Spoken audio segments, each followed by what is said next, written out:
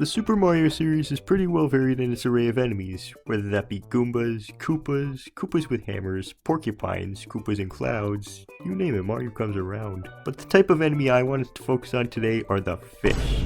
I'd say I'm a pretty big fish fanatic, and I also like Mario, could you tell? So I wanted to take a look at every single fish from every single Mario game and rank them based on, I don't know, how cool they are, I guess?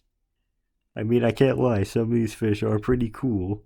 I sure do hope there isn't a mission where you have to eradicate all of them in order to progress. Before we get into the ranking, I need to quickly mention what qualifies as a fish and what doesn't.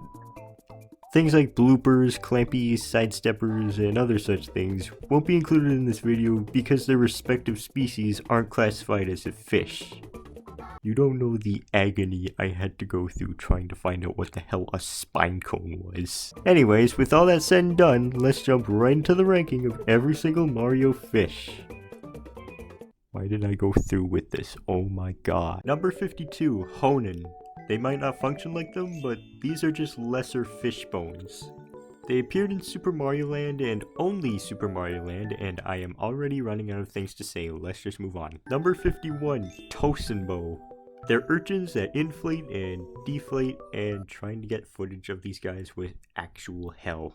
Okay, maybe I'm doing something wrong, but in Super Mario Land 2, apparently you can't go back to Space Zone after beating it. So I had to run through the first part of the game again just to see this fucker. Thank God Mario Land 2 is non-linear in its level selection. I don't know what I would have done otherwise. Number 50, Honbon. Oh come on, they're just knockoff fish bones again. You know, why are there so many fish characters in the Mario Land games? I genuinely wasn't expecting this. I swear to God, if I see another... Oh, damn it. Number 49, Torion. They're literally just fish. Somehow even more just fish than standard ass Cheep Cheeps. How do you even accomplish that? If I will give these guys credit for something, their artwork looks kinda cool, I guess. Number 48, Unibo. Okay, that is literally a Gordo from Kirby. You can't convince me otherwise. Apparently it's an urchin? Okay, sure. Moving on. Number 47, Urinin.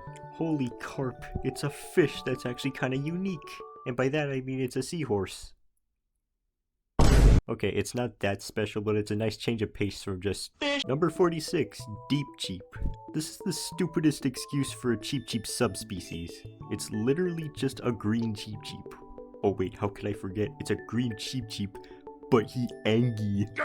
Yeah, I got nothing. Thank God we're finally back in color though. God damn it. Number 45, Shark. Riddle me this, Batman. You give a great white shark a pair of boxing gloves. What would the shark do with those gloves? Punch people, you say? No, you imbecile. Sharks can't physically punch. Okay, but seriously, giving this cool looking shark a pair of boxing gloves and not having him use them is just kind of stupid, you know? Nintendo, how could you do this? Number 44, Trouter. These guys come from Mario 2 USA and jump in and out of waterfalls. I've never really liked these guys that much. I don't know, they've always given me the heebie-jeebies for some reason. Number 43, Eat Cheep. They're just golden Cheep Cheeps. You'll never believe it, but they actually swim away from Mario. Yay? I kinda just like these guys for their names, to be honest. Look at him, he's so eaty. Number 42, Lava Cheep Cheep. It's a firefish, which is pretty epic, but they're barely in Mario's way. Add on the fact that their only appearance is in Super Mario Sunshine's final level, Corona Mountain, and you've got yourself a perfectly meh fish. I like that you can hit them out of the water though, that's funny. Number 41, Birdfish.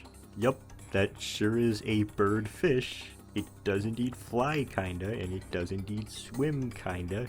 A+ on creative points, I guess, but I don't know, I just don't care. Why am I even doing this? Number 40, Spike Bass. Cool homage to the Mario 3 boss bass, which we'll get to later. But man, I don't know if it's just me, but this thing just looks so fugly. Like, why does it have big, lovely lady lips? Is he leaping out of the water to bite me, or is he leaping out to kiss me? Number 39, Dragon Zamasu.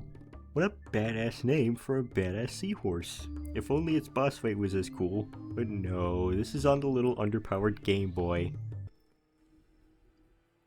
It's Super Mario Land again. Number 38, Snow Cheep Cheep. Hey, why he Orpal though? Purple guy! This is yet another generic Cheep recolor that can survive in cold temperatures for some reason. I find it funny that this is listed as a separate capture from the regular Cheep in Mario Odyssey, cause this guy totally deserves his own slot. Why this particular one ranks above the others? I don't know, I like to call it purple, shut up. Number 37, Ground Urchin. These guys stay on the ground rather than the sea, as the name implies, and they roll around towards Mario when he gets close. They don't really have that much control over themselves when rolling, however. I mean, just look at this. Why are we still here? Just to suffer? Every night, I can feel my leg. Number 36, Urchin. And here are the regular urchins. They may not be fuzzy anymore, but at least they don't look infinitely pissed off. The main reason I like the regular urchins better is because of their big variant, the Big Urchin. I decided not to rank them separately, it just wasn't necessary. How could you not love this big fat chubby fella? Aw, Carp, I hurt his feelings. Number 35, Shiumiu. A sea cucumber, which we haven't really seen done in Mario before. Pretty cool.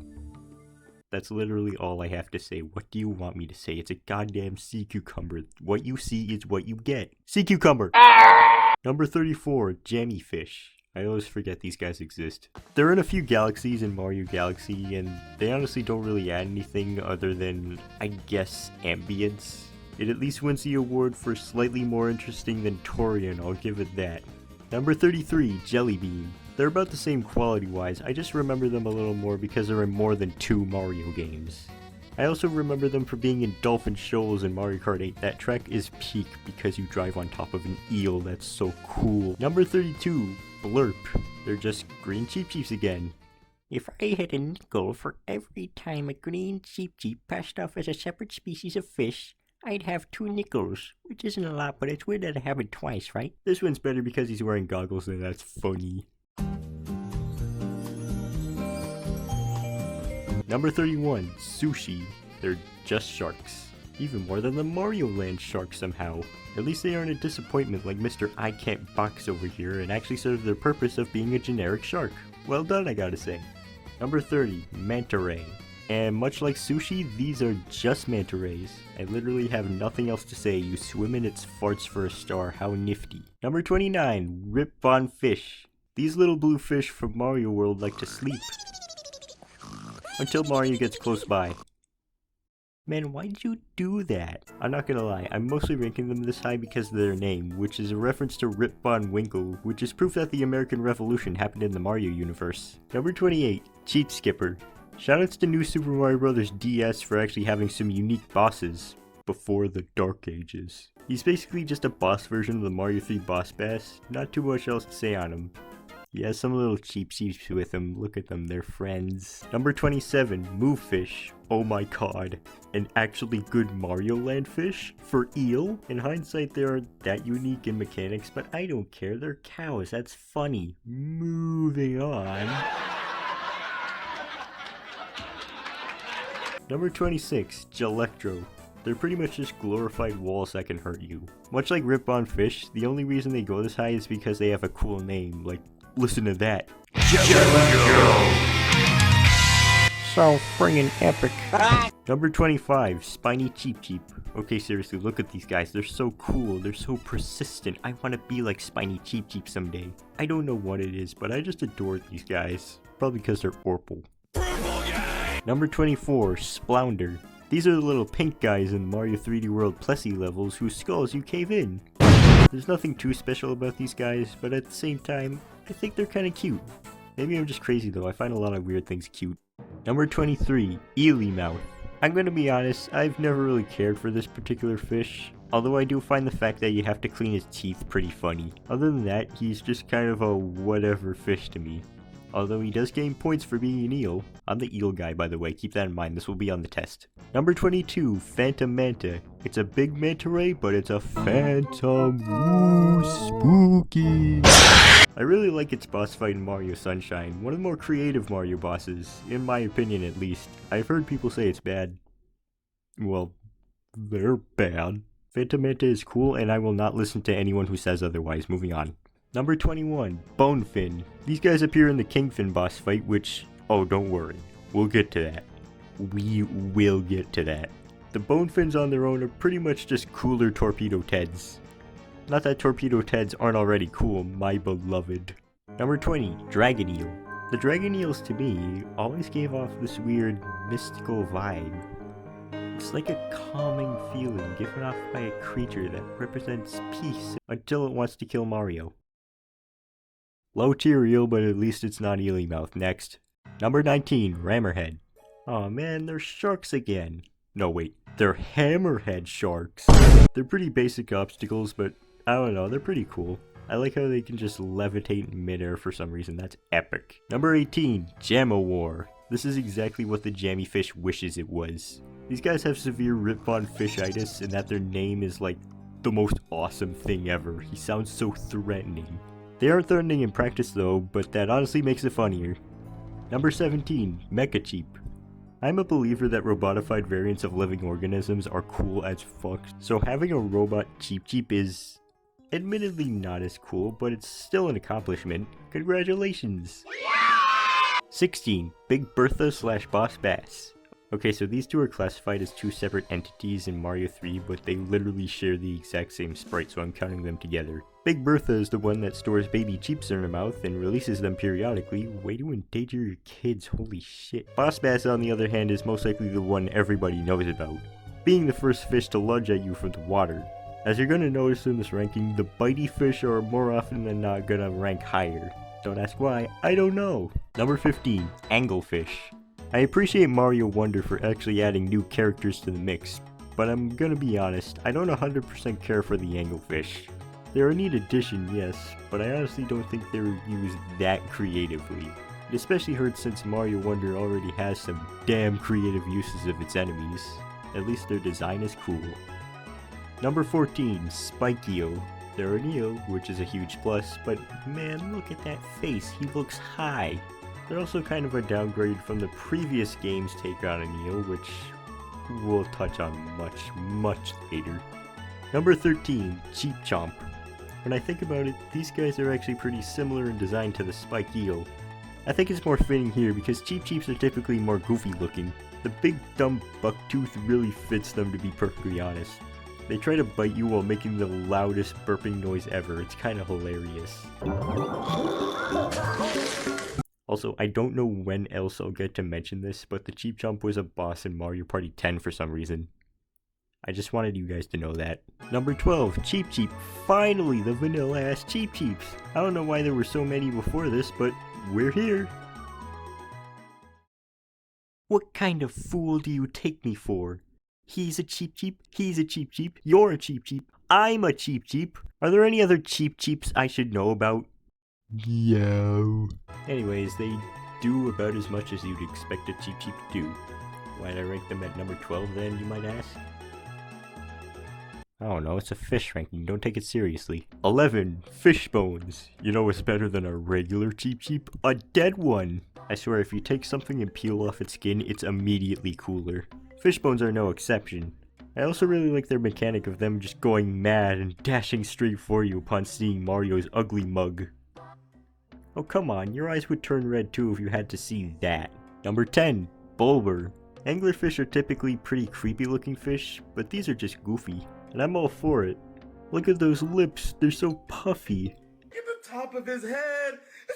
That's not even my favorite part, you gotta see it when these guys go bah. Hysterical. Number 9, Bubba. Essentially just the Cheep Chomp, but in the third dimension. Oh, and he's cooler because he's literally wearing sunglasses. Come on, man, this guy just has cool written all over him. I will never forgive them for removing the glasses in 64DS. And at number 8 is that Porcupuffer, well, you know, he's kinda, fat. I've always been really fond of the Porcupuffers, although I will admit, I am mostly placing them this high because of how they work in Super Mario Maker 2. Hey look, it's Boss Bass, he's back! Number 7, Maore. So according to the Mario Wiki, Mares and Unagis are considered one and the same. Unfortunately, I'm not playing by the rules, so I'll leave them separate, cry about it. I love how delightfully creepy this take on the eels are, although I can't help but feel that they're just a little too intentionally scary. Whatever, it's not a deal breaker at least. I will say that I do think the jumping out of sand to bite mechanic is done a teeny bit better by number 6, Smackarel. Even before Mario Wonder released, I knew I was gonna like these guys just looking at the trailers, and they most certainly don't disappoint. You can get kinda tense in certain scenarios with these guys on your back, especially in cramped spaces. Oh, but you haven't seen nothing yet. You thought that was cool? Take a look at number 5, Wonder Smackarel. It's a big Smackarel, and there's not much to say beyond that. I like that it absolutely tears through the ground and almost kills this one talking flower. He's okay though, don't worry. Number 4, Kingfin. This is genuinely one of my favorite Mario boss fights ever. You have to maneuver around the bone fins set out by Kingfin to reach the big thing and aim for it correctly. It's got the perfect amount of risk and reward. Add on the fact that Super Mario Galaxy has phenomenal swimming controls, and that gives us an actually fun water level? What? It especially helps that I love Kingfin's design. It's so eerie and also bulky. I gotta say, for only being in one game, unless you want to count Mario 3D All-Stars, this guy makes an amazing first/last impression. Number 3, Unagi. Probably the most common form of eel in the Mario universe. They're everywhere, although I'm sure most people remember this guy from Jolly Roger Bay from Mario 64, which, yeah, justified. These fellows are just the right amount of creepy. They personally frighten me a little, which always hooks me back into playing the stages with the eels. I guess I just have a satisfaction with this kind of stuff. In fact, that actually leads into my final 2 fish to rank. The best of every fish from the Mario series. That award goes to number 2, Giant Gringill, and number 1, Gringill. Yo, that's me! I have a bit of a history with this dynamic duo. Way back when I was young and played Super Mario Galaxy for the first time, I came across the stage Beach Bowl Galaxy, and I was pretty intrigued. It was just a calming beach level with penguins everywhere. What could possibly go wrong? Oh my god! When little me saw this for the first time, it scared the shit out of me. Literally, I got grounded because of that.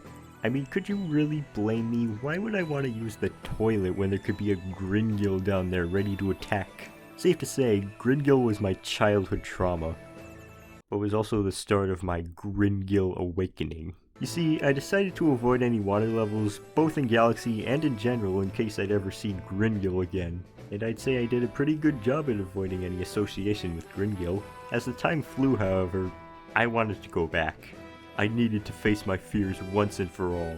I've been keeping around this trauma for years! So by the time Super Mario 3D All-Stars released, I went back, finally confronted Gringill, and was like, huh, maybe this isn't so bad after all.